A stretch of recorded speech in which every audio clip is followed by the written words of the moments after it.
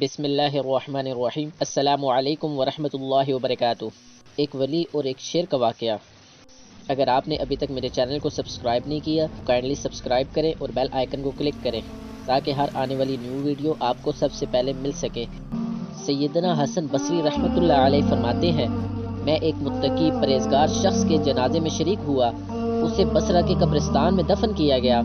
تدفین کے بعد لوگ اپنے اپنے گھروں کی طرف چلے گئے اور میں قریبی جنگل کی طرف چلا گیا۔ وہاں اللہ کی قدرت میں غور و فکر کرتا رہا۔ ایک جگہ بہت گھنے درخت تھے۔ میں نے جب بغور دیکھا تو ان درختوں کے پیچھے ایک غار نظر آیا۔ میں نے اپنے دل میں کہا، شاید یہ غار ڈاکوؤں اور لٹیروں کی اماجگاہ ہے۔ جب میں اس غار کے قریب گیا تو دیکھا کہ وہاں نورانی چہرے والا ایک حسین و جمیل نوجوان اون کا جبہ پہنے بڑے خشوع و خضوع کے ساتھ نماز پڑھ رہا ہے۔ میں اس کے قریب جا کر بیٹھ گیا۔ اس جوان نے رکوع و سجود کے بعد سلام پھیرا اور میری جانب متوجہ ہوا۔ میں نے سلام کیا، اس نے جواب دیا۔ میں نے اس سے پوچھا، اے میرے بھائی، آپ کہاں کے رہنے والے ہیں؟ اس نے کہا، میں ملک شام کا رہائشی ہوں۔ میں نے پوچھا، آپ شام سے بصرہ کس مقصد کے لیے آئے ہیں؟ اس نے جواب دیا، میں نے سنا تھا کہ بصرہ اور اس کے قریبی علاقوں میں عابدین اور زاہدین اور باعمل علماء کرام بہت زیادہ ہیں، چنانچہ میں شام سے بصرہ چلا آیا تاکہ ان اولیاء کرام سے فیض حاصل کر سکوں اور ان سے علم و عمل سیکھ سکوں۔ میں نے اس سے پوچھا، اے بندے، تمہارے کھانے پینے کا انتظام کس طرح ہوتا ہے؟ یہاں جنگل میں تمہیں کھانا کیسے میسر آتا ہے؟ اس نے جواب دیا، جب بھوک لگتی ہے تو درختوں کے پتے کھا لیتا ہوں اور جب پیاس محسوس ہوتی ہے تو جنگل میں موجود تالابوں سے پانی پی لیتا ہوں۔ میں نے کہا، اے نوجوان، میری خواہش ہے کہ میں تمہیں عمدہ آٹے کی 2 روٹیاں پیش کر دیا کروں تاکہ تم انہیں کھا کر عبادت پر قوت حاصل کر سکو۔ تو وہ نوجوان کہنے لگا، ایسی باتیں چھوڑو، میں نے کئی سالوں سے کھانا نہیں کھایا، پتے کھا کر ہی گزارا کر رہا ہوں۔ میں نے کہا، اے میرے بھائی، اگر تم میرے کھانے کو قبول کر لو گے تو ہماری خوش قسمتی ہوگی۔ وہ نوجوان بولا، اچھا، اگر تم بضد ہو تو جو کہ بغیر چھنے آٹے کی 2 روٹیاں لے آؤ اور سالن کی جگہ نمک لانا۔ حضرت سیدنا حسن بصری رحمۃ اللہ علیہ فرماتے ہیں، پھر میں اس نوجوان کے پاس سے چلا آیا اور جو کہ بغیر چھنے آٹے کی 2 روٹیاں پکوائی، ان پر نمک رکھا اور واپس اسی جنگل کی طرف چل دیا۔ جب میں غار کے قریب پہنچا تو وہاں کا منظر دیکھ کر میں بہت حیران ہوا۔ میں نے دیکھا کہ ایک خونخوار شیر غار کے دہانے پر بیٹھا ہوا ہے۔ میں نے دل میں کہا، ایسا نہ ہو کہ اس خونخوار درندے نے اس نوجوان کو مار ڈالا ہو۔ میں بہت پریشان ہو گیا تھا۔ پھر میں ایک اونچی جگہ پر چڑھا جہاں سے غار کا اندرونی حصہ نظر آ رہا تھا۔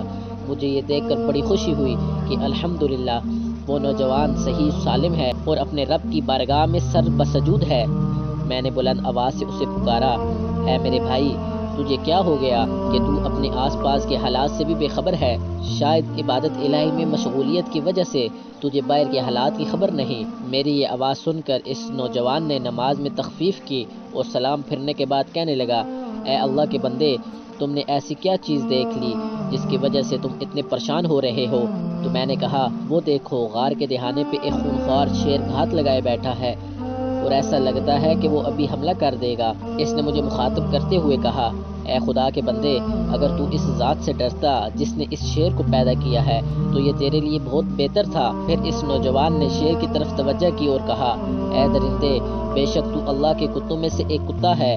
اگر تجھے بارگاہ خداوندی سے حکم ملا ہے کہ تو مجھے کوئی نقصان پہنچائے تو پھر میں تجھے روکنے کی قدرت نہیں رکھتا، اور اگر تجھے اللہ رب العزت کی طرف سے حکم ملا تو پھر مجھے تیرا کوئی خوف نہیں۔ پھر تیری بہتری اسی میں ہے کہ تو یہاں سے چلا جا، تو خواہ مخواہ میرے اور میرے بھائی کی ملاقات میں حائل ہو رہا ہے۔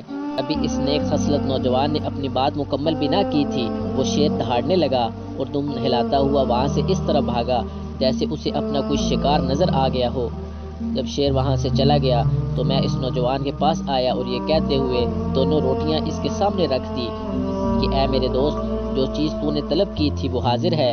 اس نے روٹیاں لی اور انہیں حسرت بھری نگاہ سے دیکھنے لگا، پھر وہ رونے لگا۔ روتے روتے اس کی ہچکیاں بند گئی۔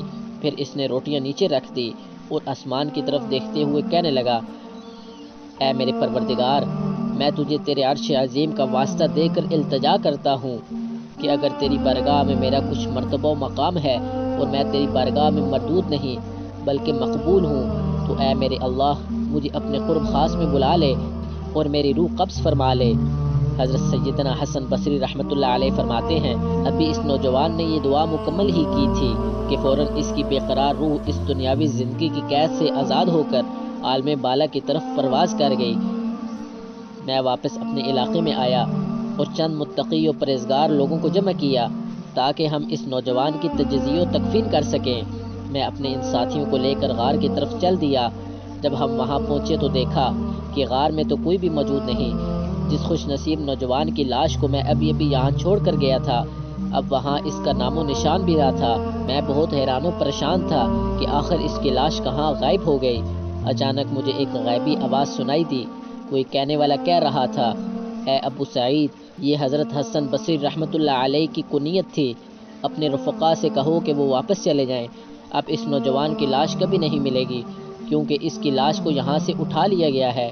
معزز خواتین و حضرات، ارشاد باری تعالیٰ ہے کہ وہ اللہ کے ساتھ کسی اور اللہ کو نہیں پکارتے اور نہ ہی اللہ کی حرام کی ہوئی کسی چیز کو ناحق قتل کرتے ہیں اور نہ زنا کرتے ہیں، اور جو شخص ایسے کام کرے گا اس کی سزا پا کے رہے گا۔ قیامت کے دن اس کا عذاب دگنا کر دیا جائے گا اور ذلیل ہو کر اس میں ہمیشہ کے لیے پڑا رہے گا، سوائے ان لوگوں کے جو توبہ کریں اور ایمان لائے اور نیک کام کریں۔ ایسے لوگوں کے گناہوں کو اللہ تعالیٰ نیکیوں سے بدل دیتا ہے۔ اللہ بخشنے والا، مہربانی کرنے والا ہے، اور جو شخص توبہ کرے اور نیک عمل کرے وہ تو حقیقتاً اللہ تعالیٰ کی طرف سچا رجوع کرتا ہے۔ پیارے دوستوں، اگر آپ کو میری ویڈیو پسند آئی ہے تو میرے چینل کو ضرور سبسکرائب کریں۔ اللہ تعالیٰ آپ کو اپنے حفظ و امان میں رکھے۔ ملتے ہیں نیکسٹ ویڈیو میں، تب تک کے لیے اللہ حافظ۔